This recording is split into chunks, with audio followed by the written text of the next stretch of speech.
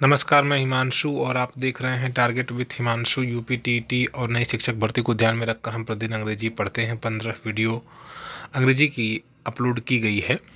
Regular जो हाथ से लिखा हुआ नोट अपलोड किया जा रहा है और हम अभी एडजेक्टिव पढ़ रहे हैं। इस वीडियो में हम 15 प्रश्नों को कवर करेंगे। एग्जाम्पल्स हैं, जो भी आपने अभी तक एडजेक्टिव्स में पढ़ा है उनसे संबंधित ही कुछ प्रश्नों को यहाँ पर आपसे डिस्कस किया जाएगा। आपको इसमें मिस्टेक खोजनी है। सेंटेंस आपके सामने लिखा हुआ है। अगर आप पहली बार इस चैनल पर आए हैं तो सब्सक्राइब ज़रूर करें, क्योंकि इस चैनल के द्वारा इंग्लिश के हाथ से लिखे हुए नोट जो कि शिक्षक भर्ती के लिए बनाए गए थे, उसी से संबंधित यूपीटीटी का जो इम्पोर्टेंट कंटेंट है वो प्रोवाइड किया जा रहा है। तो सब्सक्राइब जरूर करें और फ्रेंड्स को भी जोड़ें। चलिए बिना समय गंवाए बातें हैं अपने मुद्दे पर। My house is better than Ram.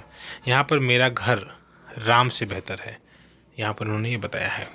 इस वाक्य में आपको गलती खोजनी है। देखिए, एक बात समझ लीजिएगा कि दो इक्वल रैंक की चीज़ों में तुलना होती है, यानी कि आप अपने घर की तुलना राम से किस बेस पर कर रहे हैं। आप अपने घर की तुलना राम के घर से करिए, आप अपनी तुलना राम से करिए। आप गंगा नदी की तुलना यमुना नदी से करिए, आप गंगा की तुलना अपने आप से करेंगे तो ये गलत हो जाएगा। तो पहला रूल जो याद रखना है आपको कि तुलना यानी कंपैरिजन हमेशा इक्वल रैंक में होती है, समान चीज़ों में होती है, एक जैसी चीज़ों में होती है। तो मेरा घर राम से बढ़िया नहीं है, मेरा घर राम के घर से बढ़िया है, और इसलिए यहाँ पर हम एपिस्ट्रॉफी एस लगा के राम्स हाउस कर देंगे। ठीक है फ्रेंड, समझ में आया? तो मेरा घर राम के घर से बढ़िया है। या यहाँ पर आप दैट ऑफ का भी प्रयोग कर सकते हैं। देन दैट ऑफ का मतलब वही चीज़ है, ठीक है, मतलब दैट ऑफ का मतलब ये चीज़ माई हाउस। ठीक है, my house is better than that of Ram. Ram के घर से मेरा घर बेहतर है। दूसरा एग्जाम्पल देखिए, take this table with a few milk. This take this table, यहाँ पर टेबल सेंटेंस गलत है, टेक दिस टेबल नहीं होगा, ग्लास वगैरह होना चाहिए। फिलहाल यहाँ पर मिस्टेक ये है, फ्यू का प्रयोग इन्होंने किया है। मैंने आपको फ्यू और द फ्यू और लिटिल द लिटिल का प्रयोग करते समय सबसे पहले यही बताया है कि फ्यू उन्हीं नाउन्स के पहले प्रयुक्त होगा जिन्हें गिना जा सकता है। तो ये मिल्क है, इसको गिना नहीं जा सकता है, इसलिए इसके पहले फ्यू का कोई चांस ही नहीं बनता है। यहाँ पर आपको लिटिल का प्रयोग करना पड़ेगा, तो विथ अ लिटिल मिल्क होगा। ठीक है, यहाँ पर टेबलेट होगा आई थिंक। ठीक है, अभी यहाँ पर मुझे याद आ गया, टेक दिस टेबलेट कोई दवा है, थोड़े से दूध के साथ ले लो, तो यहाँ पर ठीक रहेगा। This is longest river in the world. किसी नदी की बात हो रही है जिसको बताया जा रहा है कि दुनिया की सबसे लंबी नदी है। तो भाई मैंने आपको बताया था सुपरलेटिव के पहले द का प्रयोग होता है और इन्होंने लॉन्गेस्ट के पहले द नहीं लगाया, तो ये गलती किया है। आप सुपरलेटिव के पहले द का प्रयोग करेंगे। ठीक है, अब एग्जाम में किस प्रकार से इस प्रश्न को देगा वो कई पार्ट में बांट देगा। या तो ए बी सी करके दे देगा, ए इसको करके दे देगा, बी इसको करके दे देगा, सी करके दे देगा और डी कर देगा नो एरर। तो यहाँ पर आपको किस पार्ट में मिस्टेक, जैसे लॉन्गेस्ट होती है, ये वाला पार्ट गलत है, यहाँ पर लॉन्गेस्ट के आगे द लगेगा। ठीक है, तो इस तरह से आपको समझना है। चौथे एग्जाम्पल को देखिए, Ramesh is one of the best student in the college.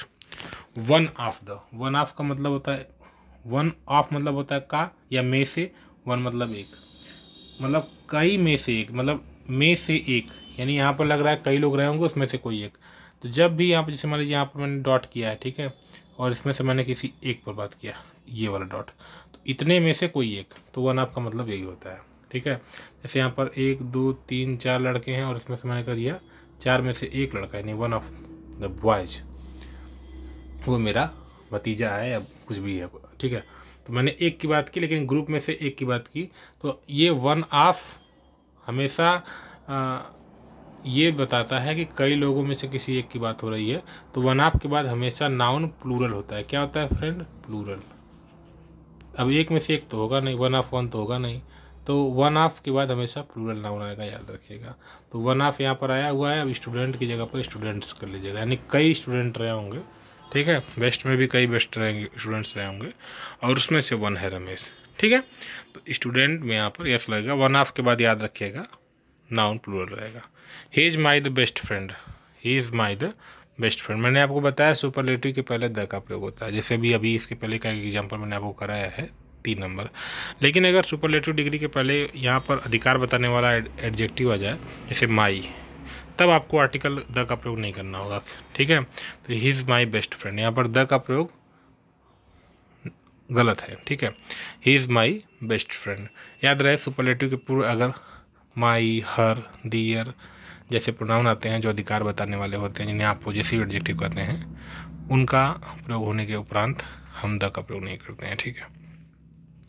अगला देखिए प्रश्न संख्या 6, the poor should be helped. मैंने आपको बताया एडजेक्टिव के आगे द लगा देने भर से ही वो पूरी क्लास को बताता है, यस लगाने की जरूरत नहीं है। तो यहाँ पर पुअर्स नहीं होगा, पुअर होगा। एडजेक्टिव में वैसे भी ऐसे यस नहीं लगाया जाता है, यहाँ पर सिर्फ द लगाकर उसका प्लूरल फॉर्म बनाया जा सकता है। यहाँ गरीबों की मदद करनी चाहिए, तो यहाँ द पुअर से सभी गरीब हो गया, पुअर्स लिखने की जरूरत नहीं है, ठीक है। चलिए अगले प्रश्न पर आइए। She reached here the earliest of both girl. Both मतलब होता है दोनों लड़कियां, दोनों लड़कियों में वह अर्लीस्ट पहुंची, मतलब दो लड़की कहीं से चली होंगी, मान लीजिए अपने घर से विद्यालय की ओर आई और आपने कहा कि दोनों लड़कियों में ये वाली अर्लीस्ट आई। तो गलत इसलिए है क्योंकि यहाँ पर दो ही लड़कियां और दो लड़कियों के लिए अर्लीस्ट का प्रयोग नहीं होगा। अर्लीस्ट सुपरलेटिव डिग्री है जिसका प्रयोग दो से अधिक के लिए होता है। तो यहाँ पर अर्लियर आप करेंगे तो बेहतर होगा, क्योंकि यहाँ पर दो ही लड़कियाँ, बोथ से सेंस बनता है दो का ही, ठीक है। बोथ को याद रखिएगा। बोथ का प्रयोग कैसे होता है, जैसे मान लीजिए आपने कहा राम, आपने कहा श्याम, और आपके दोस्त ने कहा कि यार राम चोर है। आपने कहा अरे भाई राम ही नहीं श्याम भी चोर है, दोनों चोर है, दोनों साथ रहते हैं, दोनों साथ चोरी करते हैं, तो दोनों चोर हैं। तो इस प्रकार से दोनों में कौन दोनों, राम और श्याम दोनों। तो ऐसे केस में बोथ का प्रयोग होता है। देखिए बोथ का प्रयोग कैसे होगा, बोथ राम एंड श्याम, वो दोनों राम और श्याम दोनों चोर है। तो आर और फिर चोर के लिए थीव्स का प्रयोग कर देंगे, ठीक है। यहाँ पर THIEVS हो जाएगा। तो बोथ का प्रयोग हमेशा दो के लिए होता है, ठीक है। जैसे मैंने कह दिया शीला और उसकी माँ दोनों विद्यालय आई थी आज, बोथ शीला एंड, शीला और उसकी माँ दोनों दुष्ट है, ठीक है, या उसका भाई, हर ब्रदर, ठीक। तो both Sheela and her brother, यहाँ बोथ और हर देख रहे हैं ना, तो मतलब बोथ का प्रयोग दो लोगों के लिए होता है, शीला के लिए और हर मदर या हर ब्रदर कोई भी हो। बोथ का प्रयोग हमेशा दो के लिए ही होता है। जैसे मैंने कह दिया कल both the players, Virat Kohli, both the players में कौन दो प्लेयर हैं, एक तो विराट कोहली नहीं, कौन सा है, रोहित शर्मा उसका नाम है, एक रोहित शर्मा और KL राहुल, दोनों ने खराब खेला, ठीक है। तो both Rohit Sharma and KL Rahul did not play well, ठीक है, इन्होंने अच्छा नहीं खेला। तो दोनों की बात हो रही है, मैं दो खिलाड़ियों की बात कर रहा हूँ। तो इस तरह से हम बोथ का प्रयोग करते हैं। अब अगले एग्जाम्पल पर आइए। तो यहाँ पर अर्लीस्ट की जगह पर अर्लियर हो जाएगा, ठीक है। He is braver than stronger. अभी मैंने कल ही बताया था कि जब एक ही आदमी के दो गुणों की तुलना हो तो कंपैरेटिव का प्रयोग मोर इस तरह से नहीं करते हैं, बल्कि मोर लगा के करते हैं। तो he is more brave than strong होगा। कल का ही अभी मैंने एग्जाम्पल बताया था। एक ही व्यक्ति के गुण की चर्चा हो रही है। अगला देखिए 9वां प्रश्न, the ghee of Haryana is better than MP। मैंने अभी आपको पहले एग्जाम्पल में बताया कि तुलना हमेशा दो बराबर चीज़ों में होती है, एक जैसी चीज़ों में होती है, ठीक है। अब आपने कहा कि घी ऑफ हरियाणा, हरियाणा का घी मध्य प्रदेश से बेहतर है, नहीं, मध्य प्रदेश के घी से बेहतर है, ये होना चाहिए। तो यहाँ पर आप क्या करेंगे, दैट आप लगा देंगे, दैट आप, ठीक है। अगर मान लीजिए प्लूरल यहाँ पर रहता तो ये दो जाप हो जाता, ठीक है ना, समझ में आ रहा है बात। क्योंकि भाई मध्य प्रदेश है और हरियाणा का घी है, दोनों अलग अलग चीज़ें हैं। अगर यहाँ पर केवल हरियाणा रहता, द घी ऑफ नहीं रहता, तो मैं कह सकता हूँ कि हाँ हरियाणा मध्य प्रदेश से बेहतर है। लेकिन यहाँ पहले वाले वाक्य में घी है, तो यहाँ आप दूसरे वाले वाक्य में भी उसी से संबंधित कोई चीज़ रखेंगे। तो यहाँ MP लिखा हुआ है, तो वहाँ पर आप या तो ये लिख दीजिए that the ghee of MP। तो डबल डबल रिपीट करने की बजाय आप दैट ऑफ का प्रयोग करें, क्योंकि आप जानते हैं नाउन को रिपीट नहीं किया जाता बार बार, उसी के लिए प्रोनाउन आता है। तो वही कारण है कि हम दैट ऑफ का प्रयोग करते हैं, ठीक है। चलिए अगले एग्जाम्पल पर आइए। He is more intelligent then any student. He is more intelligent then any student नहीं होगा, एनी अदर स्टूडेंट होगा। मैंने अभी कल बताया था। क्यों होगा, क्योंकि एनी स्टूडेंट मतलब वह किसी भी विद्यार्थी से अधिक इंटेलिजेंट है। तो भाई अगर वह किसी भी विद्यार्थी से अधिक इंटेलिजेंट है तो किसी भी विद्यार्थी में वो स्वयं भी आ जाएगा।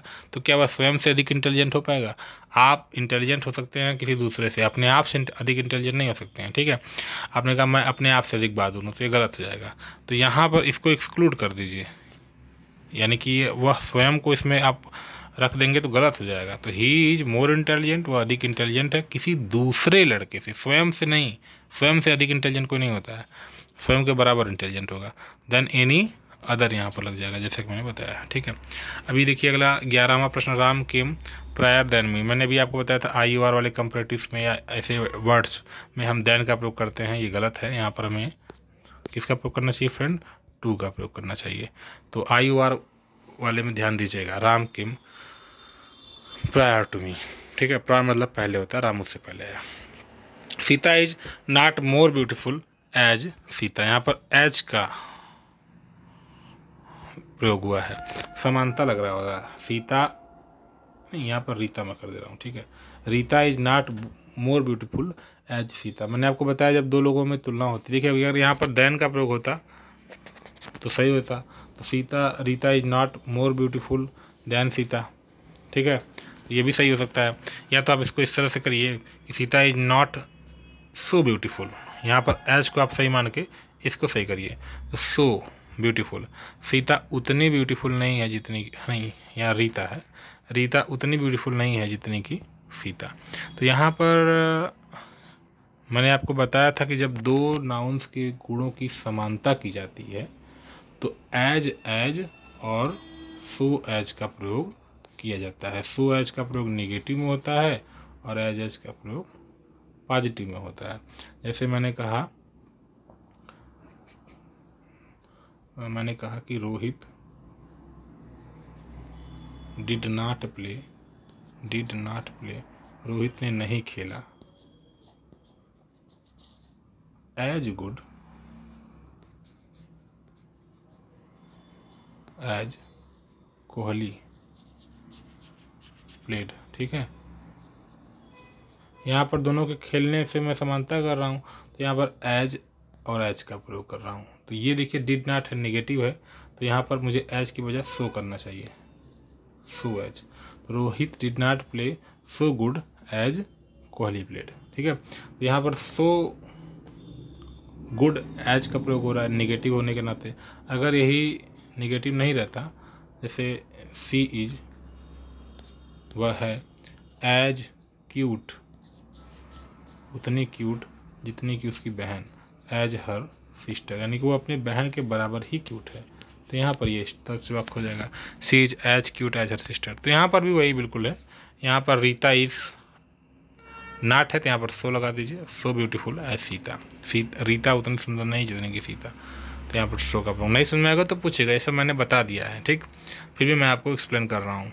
Ramesh is as taller as his sister. देखिए एज का प्रयोग हुआ, इन्होंने बीच में कंपरेटिव लगा दिया, गलत है, टाल हो जाएगा, ठीक है, TALL, एज टाल एज ए सिस्टर, क्योंकि एज ये अभी मैंने भी आपको ऊपर बताया, ये पॉजिटिव डिग्री का स्ट्रक्चर है, ठीक है। All the sides of the coin are shining. एक सिक्का है और सिक्के में दो साइड होते हैं, और दो के लिए आल का प्रयोग नहीं, बोथ का प्रयोग आप करेंगे तो बेहतर होगा, ठीक है। तो बोथ का प्रयोग होगा, both the sides of the coin are shining. यहाँ सिक्के की बात हो रही, दोनों सिक्का, दोनों साइड्स उसके चमक रहे हैं। This is mine bed, mine bed नहीं होगा भाई, माई बेड होगा, ठीक है, क्योंकि माइन कभी भी नाउन नहीं लेता, माइन की जस्ट बाद नाउन नहीं आता है। माइन आपका अकेले प्रयोग होता है, जैसे तुम मेरे हो तो यू आर माइन, और तुम मेरे भाई हो तो यू आर माई ब्रदर हो जाएगा।